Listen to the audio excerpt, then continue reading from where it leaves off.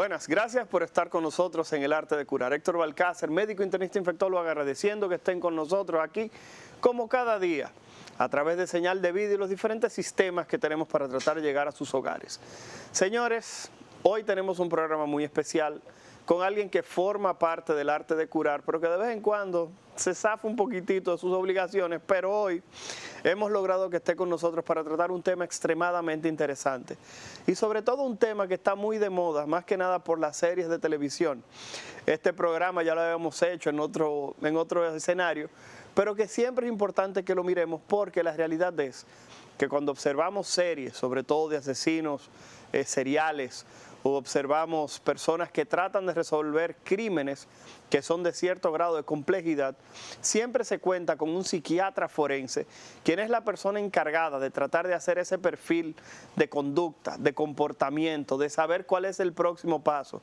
Tratar justamente de estar un paso más adelante de la persona que va a tratar de hacer el mal y que al final en la serie de televisión generalmente ganan los buenos, a menos que la película no sea El silencio de los inocentes. Ahí el malo ganó y al final se iba a comer a su psiquiatra. Pero nada, gracias por estar con nosotros aquí en El Arte de Curar y agradecer a la doctora Katy Giselle Gómez, quien es médico psiquiatra con una especialidad en forense, con quien estaremos conversando justamente de eso. ¿Para qué sirve un psiquiatra forense? ¿Cuáles son sus funciones? ¿Tiene aplicación en un país tan pequeñito como una finca, como es la República Dominicana, comparada con otros países y otros estados? Y la realidad es, ¿estará de moda en algún momento que los psiquiatras dejen de estar acostando a la gente en un diván y preguntándole, cuéntame de tu niñez, y se conviertan en agentes en los cuales quizás se preocupen un poquitito más por el comportamiento global y deje de ser una especialidad simplemente de la parte individual? Katy Giselle, muchas gracias por estar con nosotros. Doctora Gómez, un placer tenerla aquí en su casa, El Arte de Curar. Mira, yo estoy feliz, señores. Yo tenía mucho que no veía hermano y hoy lo tengo aquí, así que él cree que el privilegio es de él. No es al revés, señores, no podemos tanta gente ser famosas. No, yo estoy muy contenta de compartir este tema y sobre todo por ver el interés sobre todo de otros especialistas en esta rama. La psiquiatría forense definitivamente no es algo nuevo. No es algo nuevo, lo que pasa es que la República Dominicana es recién que ha comenzado a darle mayor fortaleza, pero cuando nosotros hablamos de esta parte de la psiquiatría general, nos damos cuenta que tiene una connotación extremadamente importante. El psiquiatra forense pertenece a la administración jurídica, porque sus aportes están ligados a toda aquella persona que tiene un trastorno mental o que sugiere tenerlo con algún conflicto con la ley. Por lo tanto, es totalmente relevante que la República Dominicana, a pesar de ser pocos y de ser un país pequeño, pues tenga esto dentro de su argor de especialistas. Fíjate que en el 2020 tuve el privilegio de, junto a la Sociedad Dominicana de Psiquiatría, formar lo que son las residencias en psiquiatría forense. Nosotros somos el tercer país en Latinoamérica con una especialidad a este nivel. Los demás países tienen maestría, tienen cursos, tienen entrenamientos, pero no tienen una especialidad como nosotros. Doctora Gómez, permítame interrumpirla un momentito y preguntarle, ¿cuál sería el proceso formativo de un psiquiatra forense? Porque la realidad es que cuando uno aprecia en el día a día qué es un psiquiatra, las personas, vuelvo y comento, tienen muy en su cabeza el estereotipo de una persona acostada en un diván y el psiquiatra preguntándole cómo usted duerme, cómo fue su niñez, hábleme de sus padres. La pregunta es, ¿cómo se forma? ¿Cuál es el proceso formativo de un psiquiatra forense? Porque parece fácil, sobre todo porque en los Estados Unidos existe una especialidad, entre comillas, que se llama patología criminal o se llama criminología, la cual es un proceso un poco más corto, que es todo este proceso de formarse como psiquiatra y posteriormente como forense. Por favor, para las personas que nos están viendo. Ciertamente hay que cumplir unos requisitos. Nosotros tenemos una universidad que nos avala, un hospital docente y obviamente el Instituto Nacional de Ciencias Forenses, porque cumple con todos los requisitos en la parte forénsica. Cuando nosotros admitimos a una persona en esta especialidad, número uno, ya tiene que estar formado en la parte clínica. Ok, pero tiene que ser primero médico, 5 o 6 años. Luego, un año de pasantía, de no, después un año de pasantía son 6. Vamos arriba, continúa. Después de él ahí, quiere ir contando todo eso, claro, no me causes dolor. No, te lo estoy diciendo porque mucha gente quizás te ve, una persona Y no joven. entiende esa parte. Exacto, y no entiende este proceso. Vamos a comenzar. Estudia medicina en INTEC, que posiblemente de los sitios más rápidos, 5 años y medio. Vamos a ponerle 5 años, le regalamos esos 6 meses. El año 5 de pasantía. años. Un año de pasantía son 6. Un año de medicina año de medicina interna. Después 3 de psiquiatría. 3 de psiquiatría, ya vamos por 10 años. Y Después 2 para forense. Y 2 años de forense. O sea que estamos hablando de que cuando alguien ve a una persona que tiene una especialización en psiquiatría forense, esa persona tiene 12 años de estudio en las costillas, como decimos aquí en República Dominicana. O sea que cuando estamos conversando con la doctora Katy Giselle Gómez, sobre todo aquellas personas que nos están viendo y que quizá la ven jovencita, Katy tiene mínimo 12 años formativos, independientemente de que ya es profesora de esa residencia, de esa especialidad, como ella bien define, que se ha aperturado en República Dominicana. Katy, continuando entonces con ese tema, 12 años de formación. La pregunta es, ¿qué tipo de campo de acción para aquellas personas que nos están viendo y quizás estudian medicina, quieren estudiar medicina, ven mucho CSI y ahorita vamos a caer en esas series de televisión? La pregunta es, ¿qué tipo de motivación pudiera tener alguien para querer estudiar justamente psiquiatría forense, por favor? Mira, número 1, tiene que ser partidario, muy partidario de los derechos humanos, porque partiendo de ahí nace la necesidad, en mi caso, de que se cumpla lo que dice nuestra Constitución. Número 1, toda persona tiene derecho a la salud, y sobre todo a la salud mental. Entonces, cuando nosotros vemos una persona que tiene un conflicto con la ley y se dice que tiene un trastorno mental, necesitamos saber si esa persona realmente lo tiene o está fingiendo para evadir su consecuencia. Entonces, tiene que amar todo lo que tiene que ver con el derecho y sobre todo la parte penal. Porque aunque tú me adjudicas 12 años, quiero decirle a la persona que son más, porque ya ahí viene la parte de criminología, de ese entrenamiento y de esas horas que son más de 1000 horas que tengo en criminología, criminalística. Criminología, estudia el criminal. Criminalística, las evidencias, que también tengo más de 1000 horas ahí. Un magíster en análisis e investigación criminal para poder completar el perfilado. O sea, que esta es una carrera que te tienes que ir formando de manera obligatoria. Si te detienes en el estudio, fracasaste en analizar una conducta criminal. O sea que la primera condición es que usted tenga mucho deseo de leer y de estudiar. Que le guste porque, estudiar. según lo que está diciendo la doctora Katy Giselle Gómez, es un proceso un poquitito más complicado que el mero hecho simplemente de que usted quiera ser psiquiatra.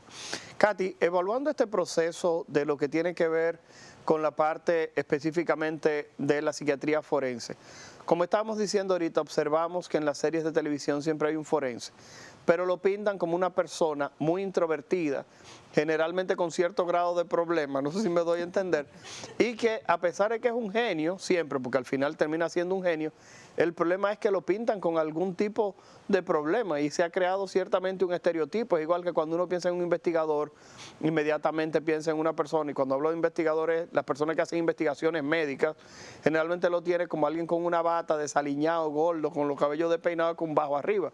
Entonces la pregunta es, cuando uno observa a Katy Giselle Gómez como forense, realmente ese no es el perfil. La pregunta es, ¿por qué tú entiendes que se ha generado ese estereotipo, por favor? Mira, fíjate que, como siempre digo, y es una de las primeras partes de cualquier conferencia que cuando doy en perfilado criminal, es desmontar lo hollywoodense. Cuando hablo de desmontar lo hollywoodense es lo que nos mal han enseñado. Número 1, la posición del psiquiatra forense no es ir al laboratorio a sacar esa muestra y a ver cuál es el ADN. Tampoco ir a recoger los indicios en la escena del hecho, aunque puede ser invitado. Tampoco es salir a buscar el criminal. Entonces, es un análisis. El psiquiatra forense recibe toda la información de todos los investigadores. Yo recibo el resultado de la autopsia, yo recibo todo lo que me da criminalística, o en este caso la Policía Científica o el DICRIN en la República Dominicana, o todo lo que el Instituto Nacional de Ciencia Forense pueda aportarme para poder hacer un perfil. Pero también, porque no es lo mismo hacer un perfil criminal que un perfil de personalidad. Si yo tengo a ese criminal ya ahí conmigo, que ya fue capturado, hay que sacar un perfil de su personalidad para saber cuáles son las cosas o de manera predictiva lo que pudiera continuar haciendo en caso de ser absuelto. Y sobre todo llegar al nivel de poderle decir a un juez o a la jueza o al colegiado que esté presente si esa persona es un psicópata o no lo es. Entonces, es muy diferente el trabajo que realizamos. Y la realidad es que ni CSI ni Criminal Minds nos dan la realidad de lo que nosotros, los psiquiatras forenses, hacemos. Ok, la pregunta es, ese momento de la entrevista con una persona que se sospecha que puede tener algún tipo de conducta, alguna psicopatía vinculada justamente a este tipo de proceso, ¿no es peligroso para una dama? Siempre me preguntan eso. La realidad es que esa es la única respuesta que yo no te voy a dar como yo, porque no sé por qué amo a los criminales, en el sentido de que me causa una gran curiosidad y sobre todo es muy retante. Muy retante porque a veces yo puedo obtener información que nadie ha obtenido. Y eso me ha pasado en muchos casos, que recibo toda la descripción del crimen y tomo la confesión. Y eso obviamente le sirve a quien haya pedido la información y yo la plasmo en aquel informe. La realidad es que nunca he tenido miedo en ese sentido y sí tengo un profesor que amo mucho y es la persona que realizó el peritaje a los Llenas, el caso más famoso de aquí en cuanto a peritaje se refiere, hasta el momento, hace 30 años, y él me decía, yo le decía, profe, ¿y no será que uno tiene su rasguito así como medio antisocial, que uno acepta escuchar todo eso? Y me dice, no, Gómez, el entrenamiento te va llevando a desensibilizarte frente a personas que cometen ese tipo de crimen. Entonces, cuando tú te enfocas en ese personaje, tú quieres extraer la información para que esa persona pague la consecuencia. Señores, estamos conversando con la doctora Katy Giselle Gómez, quien es médico psiquiatra con una especialidad en forense. Vamos a ir a la pausa y al regreso le estaremos preguntando a Katy algo que quizás es un poquitito espinoso en estos días y es justamente sobre los desaparecidos. Si quizás ella tiene algún tipo de teoría, muchas teorías de conspiración, mucho bla bla bla en redes sociales. Regresaremos aquí en El Arte de Curar y trataremos ese tema, así que no se vaya muy lejos. Volvemos en un momentito.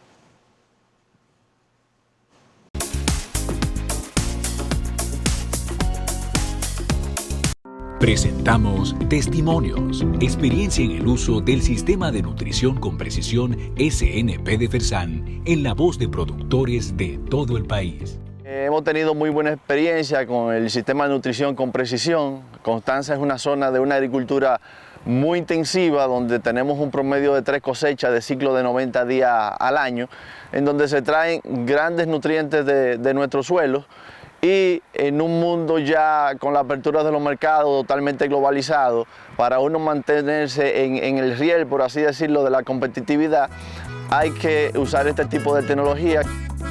Yo comencé a usar los productos de Fersan hace unos años y hasta ahora los resultados han sido excelentes al 100%.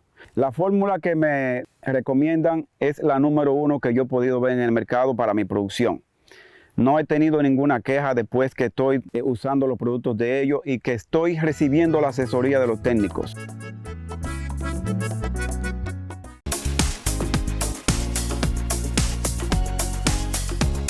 Gracias por continuar con nosotros en El Arte de Curar. Héctor Balcácer, médico internista infectólogo, agradeciendo que estén con nosotros. Señores, estamos conversando hoy con la doctora Katy Giselle Gómez, médico psiquiatra con una especialidad en forense, criminalística, un reguero de cosas que ella ha dicho. Pero lo más interesante de todo aquí es que estaremos tratando un tema que quizás muchas personas le está pasando por la cabeza y se preguntarán, Balcácer, tantos desaparecidos, hay algunas personas que han tratado de hacer algún tipo de perfil desde el punto de vista fenotípico, que si son jóvenes, que si son hombres que tienen sexo con hombres, que si es donación de órganos, que si existe realmente un patrón, algún tipo de razón por la cual estas personas pudieran haber desaparecido de sus hogares. Y cuando uno evalúa esto, la realidad es que todo el mundo sabe que en Cold Case, en Criminal Minds, en CSI, que son series de televisión que tienen que ver con ese tipo de procesos, la pregunta es, ¿no sería necesario quizás hacer algún tipo de investigación, crear una división especial justamente para ver si realmente esos puntos se unen y podemos apreciar una figura como hacíamos antes, dibujando muñequitos, juntando los numeritos, porque quizás sea verdad, pero todo se ha quedado en especulación? ¿Cuál es tu parecer, Katy, en este momento, por favor? Señores, de verdad que yo me siento agradecida de compartir siempre escenario contigo. No puedo dejar de decirlo porque no es lo mismo preguntar desde el conocimiento. Nunca va a ser igual. Y ciertamente tenemos que decirle a las personas que no se puede andar ningún profesional que no tenga un expertise o una competencia para perfilar, no debe hacer perfiles. Porque ahí es donde se cometen las mayores inferencias para nosotros poder llegar a una conclusión. El perfilado es una técnica donde se utilizan diferentes tipos de métodos. Hay un método directo, hay un método indirecto, hay un perfil geográfico y hay una escena del hecho que nos da a nosotros una serie de descripciones, y otros autores también incluyen, evidentemente para mí uno de los más importantes, es la parte de la victimología desde el punto de vista criminológico. O sea, lo que esa persona que ya está muerta me dice a mí, no lo que yo planto. Entonces, fíjate que lo primero es que la República Dominicana no tiene a ciencia cierta un número exacto, y por ahí vamos mal. Para yo poder perfilar, yo tengo, como yo decía, que recoger todo lo que ya un investigador de manera protocolar realizó. Si yo no tengo indicios que hayan sido bien embalados, en poca palabra, si usted no me recogió bien lo que había en la escena de crimen y usted me la contaminó, ya eso me dañó mi trabajo. Cuando yo recibo una evidencia abierta, ya yo sé que no hubo tampoco un cuidado en la cadena de custodio. Eso también daña mi trabajo a la hora de perfilar. Entonces, no tenemos tampoco un grupo especializado que se dedique a eso. No tenemos un protocolo que nos diga cuáles son los pasos a dar de inmediatamente tengamos una persona desaparecida. Entonces, se complica muchísimo hacer un perfil. Yo puedo hacer una inferencia de los casos que yo veo en la noticia, pero eso es incorrecto, porque yo desconozco cómo fue hallado el cuerpo, por ejemplo, y cuál es, por así decirlo, el nexo causal que pudieran tener las diferentes víctimas. Eso me lo da la investigación. Entonces, lastimosamente, la República Dominicana sufre de un gran mal. ¿Y sabes cómo se llama? Grandes egos. No preguntamos, no queremos aprender, no queremos estudiar. A los que tienen la competencia no los incluimos. Yo tengo mucho diciendo que la República Dominicana tiene que buscar el nexo causal entre los desaparecidos. Yo te puedo inferir de manera rápida, muchos varones, muchos adolescentes, pero también una población adulto joven. ¿Qué está pasando? ¿Para qué realmente son usados? ¿Qué me dicen las autopsias forenses? ¿Qué me dicen las escenas del hecho? ¿Se ha recogido bien lo que ha estado ahí? Vamos a perfilar, vamos a buscar cuáles son las zonas y cuáles son los puntos de esa zona para poder establecer un perfil geográfico. Porque lastimosamente, muchos de los casos puede que no sean al azar. Muchos han sido crímenes organizados, no todos han sido desorganizados. Entonces, cuando tú desconoces las clasificaciones y la parte que tiene que ver con la academia, en la práctica, lastimosamente, se da mal. Ok, cuando estamos evaluando esto, quizás no somos el programa más grande del mundo, pero yo entiendo que este tipo de procesos quizás debería llevarse a otro tipo de escenarios. Quizás que otro tipo de personas con una capacidad de toma de decisión mayor, quizás pudieran interesarse, porque en este momento creo, y eso es importante, que una gran parte de los jóvenes se sienten preocupados, porque la realidad es que todos los días apreciamos un grupo de gente que desaparece y un grupo de familiares que comienza a quejarse de que no le dan respuesta. Entonces entiendo que, como bien dices, posiblemente no todos siguen el mismo patrón, no todos tendrán la misma causa. Encontraron una persona dentro de una cubeta, dentro de un tanque, porque tenía una deuda. Eso es algo que quizás sale de ese patrón, pero hemos encontrado en algunos casos cosas que sugieren la posibilidad de cierto grado o de cierto patrón. La realidad es, ¿existen las condiciones en República Dominicana para que eso se pudiera formar, quizás para dar un poquitito de esperanza a las personas que están viendo el programa? Yo entiendo que sí. Mira, recientemente, y la menciono porque soy parte de los docentes de la Escuela Nacional del Ministerio Público, formó a analistas e investigadores criminales. Nosotros tenemos una doble titulación recientemente de la Universidad a Distancia de Madrid, en España, y la realidad es que tienen muchísimos profesionales. Ahí estuvimos un grupo diverso. Como siempre digo, yo soy la infiltrada porque era la única psiquiatra, pero ahí habían policías, abogados de todas las vertientes, litigantes, se encontraban personas de diferentes también niveles a nivel policial. Entonces yo entiendo que todas esas personas que fueron capacitadas con un fin deben ser usadas y que se puede formar, y que yo entiendo también que tienen las competencias para hacer inicialmente los protocolos. La República Dominicana tiene muchas personas capacitadas. Lo importante es que le paguen conforme esa capacitación, porque ahí es donde las cosas se ponen un poco difícil, que a veces no existe ese presupuesto adecuado para. Ok. Katy, continuando justamente con lo que es la percepción de las personas y la parte de lo que tiene que ser específicamente un psiquiatra que trata la parte forense. Tú mencionabas algo bastante interesante, y era qué tanto el fallecido puede decir. Hay algunas personas que entienden que el médico legista, sobre todo el legista, el patólogo, solamente va, recoge el cuerpo, llega a un acto de función y se va. La pregunta es, ese vínculo que pudiera existir entre patología forense y el psiquiatra forense, ¿cómo se une eso en el proceso justamente de quizás llegar a algún tipo de respuesta o solución a los problemas que vemos en el día a día? Me late que tú quieres llegar a los asesinos seriales, pero vamos a llegar Pero eso por va ahí. a ser en el otro segmento. Fíjate que cuando se hace un levantamiento de cadáver y ya luego que se toma toda la parte fotográfica, que se hacen todas las medidas, que se colocan todos los números en la parte criminalística para ver dónde cae cada indicio, que ese cadáver es recogido y llevado a patología, pues ahí evidentemente van a determinar la causa de muerte. Pero ese no es el único trabajo que hacen mis colegas, lo voy a defender un poquito. Ellos no solo me van a dar eso, ellos me van a dar una descripción de ese proceso que llevó a esa persona a la muerte, lo que se traduce en mi lenguaje en un mapa psicológico del criminal.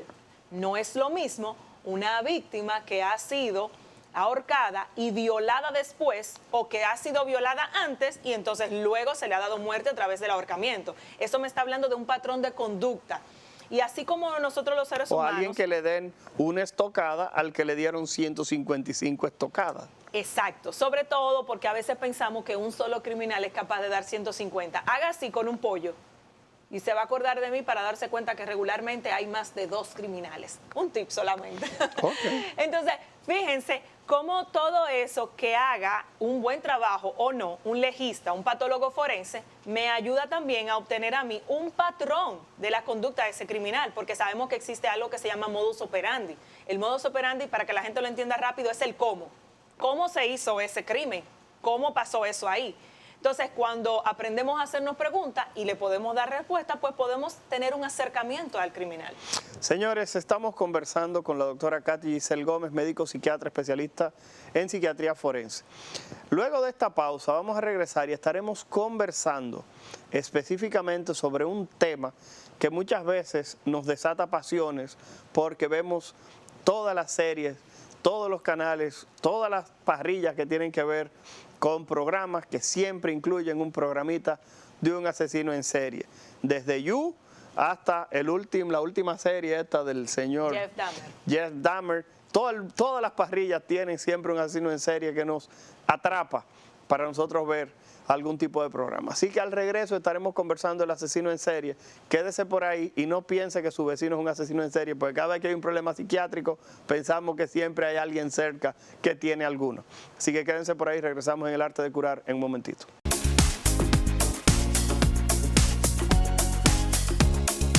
Presentamos Testimonios, experiencia en el uso del Sistema de Nutrición con Precisión SNP de Fersan, en la voz de productores de todo el país. Hemos tenido muy buena experiencia con el Sistema de Nutrición con Precisión. Constanza es una zona de una agricultura muy intensiva, donde tenemos un promedio de 3 cosechas de ciclo de 90 días al año, en donde se traen grandes nutrientes de nuestros suelos. Y en un mundo ya con la apertura de los mercados totalmente globalizado, para uno mantenerse en el riel, por así decirlo, de la competitividad, hay que usar este tipo de tecnología. Yo comencé a usar los productos de Fersan hace unos años y hasta ahora los resultados han sido excelentes al 100%. La fórmula que me recomiendan es la número 1 que yo he podido ver en el mercado para mi producción. No he tenido ninguna queja después que estoy usando los productos de ellos y que estoy recibiendo la asesoría de los técnicos.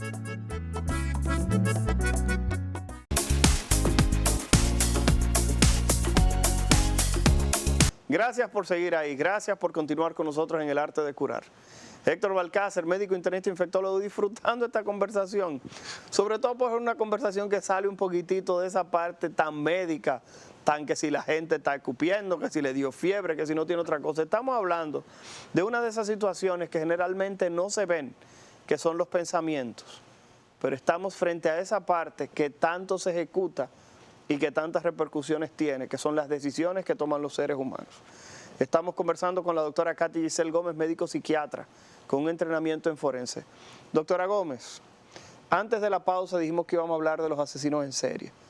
Y la realidad es que todo el mundo se pregunta cuál es la diferencia entre un asesino que en algún momento, quizás cegado por los celos, que es algo que uno ve aquí con cierta regularidad, con ese estado de posesión, de propiedad de otro ser humano, le quita la vida, frente a lo que conocemos como un asesino en serie. ¿Cuál sería esa definición de asesino en serie? Porque repito, hoy en día no existe una parrilla, no importa la que usted diga, no existe realmente un sistema de streaming de películas que no tenga una serie de asesinos en series y que no haya ocupado posiblemente el primer lugar durante su estreno. La pregunta es, ¿cómo se definiría un asesino en serie? Mira, para ser asesino serial, en este caso, tú sabes que nosotros siempre usamos criterios clínicos. Claro. Bueno, pues la criminología también tiene criterios para poder hablar de seriales. Podemos decir que tiene que haber cometido entre 2 a 3 crímenes con un modus operandi parecido y también tiene que dejar una firma. La firma es el por qué. Hablamos ahorita que el modus operandi se refiere al cómo y la firma es el por qué lo hice, que es lo que viene dado en la motivación a nivel psicológico que pudiera pretender esa persona. Tú mencionabas el hecho de que las series hoy en día, para lucir atractivas, evidentemente plasman este personaje y envuelve, porque la realidad es que nosotros desde afuera nos preguntamos cómo una persona puede ser capaz de cometer ciertos hechos y de la manera en que lo hace. Por ejemplo, esa última, la de Jeff Dahmer, que ha sido muy popular, lo cual yo recomiendo que vean el documental y no la película, porque hay muchas cosas de Hollywood. Pero nosotros vemos cómo este patrón se fue dando a nivel conductual, donde esta persona tenía alteraciones cognitivas importantes, desde su manifiesto ante ciertas situaciones que se daban en el hogar, al rechazo, al abandono. Hay cosas que son como permanentes en este tipo de criminales y que simple y llanamente se van detonando con algún tipo de evento, ya sea por venganza, ya sea por querer adquirir control o por tener algún poder. Esas son las 3, vamos a decir, palabras básicas que definen lo que mueve a un serial. Y a veces sí tenemos, porque hay un 20% de estos que tienen trastornos psiquiátricos, sobre todo los delirantes. Cuando hablamos de delirante, esta persona puede parecerle a ustedes completamente normal, pero tú tocas la idea y se detona esa idea irracional. Por ejemplo, pienso que soy Dios. Por ejemplo, vamos arriba. Pienso que soy Dios y como tengo ese superpoder, entonces voy a matar a todas aquellas personas que yo considere están en los 9 pecados capitales y sale a matar personas. Entonces, o por ejemplo, hay un caso recién que va a tener juicio el próximo año, que es el de Lori, que era una supuesta testigo de Jehová que comenzó a tener ideas delirantes, alucinaciones auditivas, tiene un trastorno mental y a raíz de eso se cometieron varios asesinatos, incluyendo a sus 2 hijos. Entonces, muchas veces estas ideas racionales pues lo llevan a cometer ciertos crímenes. En este caso se hizo en pareja porque ella también tenía una persona que le vamos a decir, le alimentaba sus ideas psicóticas y obviamente esta persona adquiría otro tipo de recurso a través de ella que era el económico. Entonces, fíjate cómo se van dando ciertos casos, que son asesinos que de una u otra forma desde pequeños manifestaron conducta, pero pasaron desapercibida por sus padres o cuidadores. Está bien.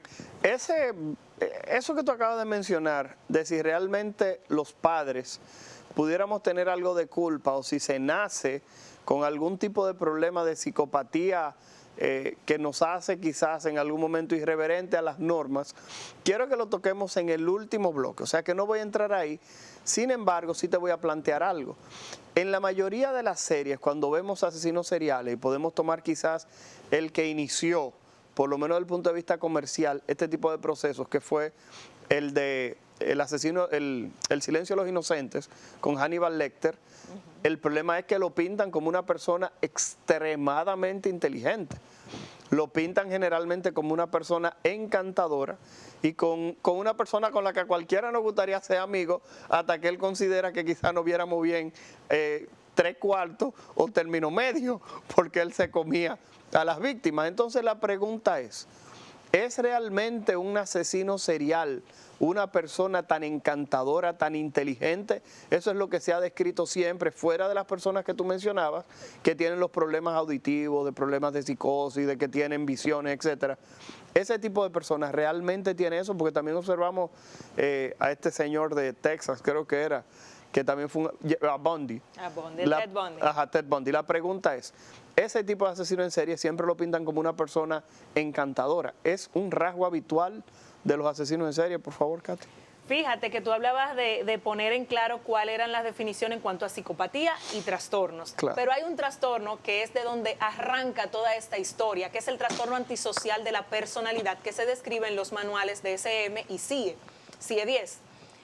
Actualmente ya el 11 y el DSM-5. Y ahí nos describen precisamente esa personalidad encantadora. ¿Qué ha hecho la criminología? Como te decía, como nosotros tenemos criterios, la criminología hizo así, arropó algunos de esos criterios, pero habían conductas que no encajaban en los manuales de psiquiatría. Entonces la fue describiendo para poder dar al traste con esta personalidad que resulta siendo un psicópata. Cuando hablamos ya de un psicópata, tiene otros rasgos que vamos a decir que son aún más, que destacan aún más la conducta criminal o desviada. Más el otro nos va dando un sentido más a la enfermedad. Y por esa razón ha sido uno de los términos que yo he ido cambiando y modificando en los dictámenes que hago en las pericias. Porque al presentarle a un juez que tiene un trastorno antisocial de la personalidad, el juez entiende que tiene una enfermedad psiquiátrica, pero no lo es una persona que enferma a la sociedad. Existen muchos rangos. Y hay un psiquiatra muy famoso, Michael Stone, psiquiatra forense, que tiene una escala índice de la maldad. Wow. ¿Y por qué me gusta muchísimo? Stone hace referencia a 22 grados. Él te va diciendo las diferentes descripciones. Y tú puedes ir encajando a Ted Bundy, el payaso Wayne, la abuelita y así, el mata viejitas. Y tú lo vas encajando a todos en el nivel que le corresponde. Porque tenemos que reconocer que no todos los antisociales son psicópatas. Y eso es un dato importante. Eso era lo que estábamos diciendo, porque no todo el mundo tiene que caer en esa categoría de estar enfermo de la cabeza, sino que disfrutan o reciben placer cuando Los hacen ese corruptos tipo de cuello blanco son antisociales. Claro. Pero no matan, no son psicópatas, no llegan a un grado de psicopatía de disfrutar el dolor, disfrutan otro tipo de daño. Entonces, por eso hay que tener bien claro qué cosa diferencia uno del otro, qué es un trastorno antisocial, qué es una sociopatía, qué es un psicópata. Cuando hablamos de sociopatía y de psicopatía son muy parecidos, incluso hay literatura que refiere que son prácticamente igual. Entonces yo me voy a la taxonomía y cuando yo tomo sociopatía, yo veo que es una palabra compuesta de un estado, de una condición mental, pero también de una sociedad que ha sido impactada por una conducta desviada. Entonces es un término que se hace más asequible al sistema de justicia para que puedan entender quién es esa persona. No, él es un sociópata. Doctora, ¿y qué usted se refiere cuando me preguntan en tribunal a sociopatía?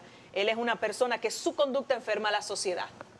Ya quise decir con eso que no es un problema psiquiátrico, que es una conducta que le agrada a esa persona, porque estos antisociales psicópatas tienen la capacidad de conocer las reglas.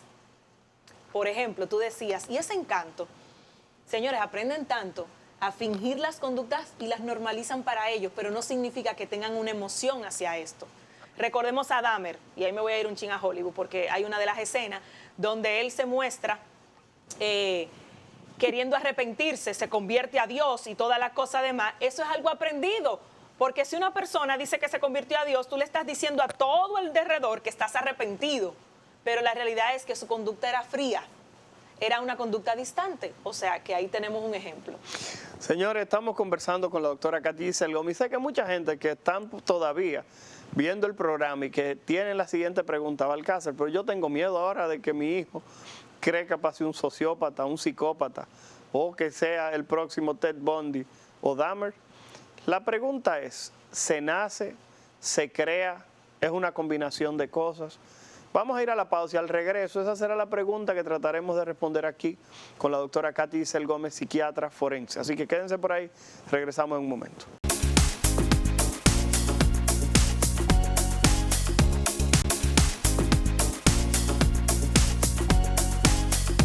Gracias por permanecer con nosotros aquí en El Arte de Curar. Héctor Balcázar, médico internista infectólogo, agradeciendo su sintonía. Hago un paréntesis, una pausa. En este momento queremos recordarle que si usted tiene dudas, comentarios, sugerencias, recomendaciones o sobre todo críticas, por favor, en cualquiera de los medios digitales en los cuales se encuentra El Arte de Curar, Instagram, Facebook o YouTube, usted por favor nos haga su comentario y sobre todo sus recomendaciones para que podamos ser mejor. Si algo le gustó, le agradezco que nos lo diga, pero si algo no le gustó, le agradecemos todavía mucho más que nos lo diga. Así que por favor, tómese un momentito de su tiempo y déjenos saber su parecer sobre el arte de curar, porque es la única manera que tenemos de ser mejores. Señores, continuamos esta conversación, posiblemente fuera de lo habitual. En casi ningún programa de este país usted va a escuchar a la gente hablando de personas con problemas psiquiátricos y sobre todo gente que hace daño. Estamos conversando con la doctora Katy Giselle Gómez y estamos hablando justamente de los asesinos en serie, estamos hablando de las personas que tienen problemas con la ley, personas que tienen trastornos, más que nada que lesionan la sociedad, como ha estado en sus palabras. Pero la gran pregunta es, Balcácer, yo no quiero que mi hijo o mi hija crezca para ser un antisocial. No quiero que sea alguien que se salga de los límites de la sociedad, del buen comportamiento y no lesione a otros. Pero ¿y si ella nació así? Porque su tío era malísimo. ¿Verdad que sí? La gente de una vez entra en esa parte de lo que tiene que ver con la herencia, con las motivaciones del medio. Katy Giselle Gómez, ¿realmente un sociópata nace, se hace o es un conjunto de cosas que llevan a esto, por favor? Yo creo que esa es una de las preguntas más curiosas que siempre me hacen, y es por la gran discusión a nivel de investigadores que existe y sobre todo los criminólogos que todavía no creo que le logren dar respuesta a ella. Pero hay un libro muy interesante que se llama Mentes Asesinas, un bestseller, muy bueno, la escritora es maravillosa, Freddy se llama ella, y ella plantea las razones que le da la herencia para venir con un componente psicopático o antisocial, pero también las razones que da el ambiente para forjar este tipo de conducta. Yo he llegado de manera particular a la conclusión de que aquí hay una combinación de ambas cosas. Número uno, todos sabemos que el ser humano a medida que crece son por conductas aprendidas. Si todo mi entorno va a favor de que se desarrollen conductas desviadas, entiéndase, conductas criminales como el robo, la deshonestidad, la parte donde yo estafo, pues evidentemente yo voy a hacer un producto. Pero, como dice un amigo también, él trabaja mucho la corrupción de cuello blanco, él dice, tienes que tener un grado de psicópata y la desarrollas. Ahora bien, si es una persona que solamente tiene una herencia, pero todo su entorno no le favorece, hasta que no llegue eso que pudiera ser un estímulo para el desarrollo de la conducta, no la desarrolla. Entonces, ¿qué te contestaría al final? Yo creo que es un conjunto de factores donde se ve envuelta la parte genética, porque no podemos obviar esa formación cerebral que ya sabemos hoy en día. Antes, unos años atrás, no sabíamos que había cierta morfología que te daba a ese tipo de conductas, pero ya hoy en día lo sabemos, que sí hay y que han dado al traste muchas investigaciones. O sea que prácticamente tu herencia, el ambiente, puedes desarrollar una conducta psicopática. Los hijos, fácilmente, papá y mamá. Usted tiene que tener normas en casa y que esas normas sean cumplidas. Cuando fallan a esas normas, tiene que tener una consecuencia, no un castigo, una consecuencia proporcional a lo que ese niño o esa niña ha ejercido. Porque en muchas ocasiones también se provocan estas conductas por los excesos en los tipos de crianza. Un exceso en corrección o un exceso en dejadez o abandono, que se convierte a veces en negligencia. Y como te dije, los patrones de estos criminales tienen una historia de la infancia. Entonces la infancia es vital para la formación o no de estos desviados. Bastante interesante lo que mencionas, Katy Giselle Gómez, pero déjame preguntarte algo entonces. Hay personas que están pidiendo que las penas en la República Dominicana sean cada vez mayores. He escuchado voces que se han alzado pidiendo la pena de muerte en la República Dominicana. Es un tema un poquitito espinoso. Sé que quizás quisieras sacarle el cuerpo, vamos a ver cómo tú toreas esto, pero la realidad es, ¿sería una solución que en República Dominicana, como ocurre en algunos estados de los Estados Unidos, donde se aplica la pena de muerte, pudiera ser una manera de disuadir a las personas a que cometan algún tipo de hecho o acto que pudiera quizás lesionar a la sociedad en su conjunto? Lo digo porque mucha gente dice, y ustedes lo escuchan en los programas de radio cuando dan su opinión, si fuera en China, eso ya se hubiera terminado, pero en China no se termina. La pregunta es, ese castigo, ¿cómo tú lo ves? ¿Cómo tú entiendes que pudiera eso moldear quizás lo que es el comportamiento de los individuos dentro de la sociedad? Mira, te voy a dar un término que probablemente sea nuevo para ti y muchas personas. Recientemente terminé mi certificación en NeuroLaw. NeuroLaw es neuroderecho. Y los neuroderechos ya son una propuesta que existe para que se incluya dentro de los derechos fundamentales o derechos humanos. Por lo tanto, mi respuesta debe ser coherente con mi inicio. Claro, ¿Por qué entré como forense? Porque amo los derechos fundamentales, los derechos del ser humano, derecho a la salud. Y de una u otra manera... Y derecho a la vida, entonces, ¿qué es lo que tú vas a terminar diciendo? Y de una u otra manera, es evidente que el defender la vida es uno de los principales principios que tiene cualquier nación. Y es un derecho fundamental e inherente. Naciste, ya tú tienes ese derecho contigo. Entonces, fíjate que la falta de conocimiento en la República Dominicana de la aplicación de las neurociencias, que es lo que le está haciendo falta al sistema de la administración jurídica, es la que los lleva a pensar que con la pena de muerte vamos a resolver ese conflicto. Y no tiene nada que ver con esto. Aquí estamos hablando de una estructura que necesita tener una justicia restaurativa. La República Dominicana, por más que diga, tú puedes ir ahora a la cárcel, salimos de aquí, vamos a hacer un tour para allá, y te darás cuenta que no existen programas que están activos para poder reinsertar a esas personas. Al contrario, nuestras cárceles ahora mismo están tan llenas, apiñadas, que las personas pueden dormir incluso una encima de la otra. Y claro, se han hecho muchísimos esfuerzos y estamos muy agradecidos del trabajo que se ha estado haciendo en los últimos años, pero necesitamos más para poder cumplir con lo que dice la Constitución y después con lo que hace el derecho. El derecho es para hacer justicia. El derecho penal no va a resolver la criminalidad.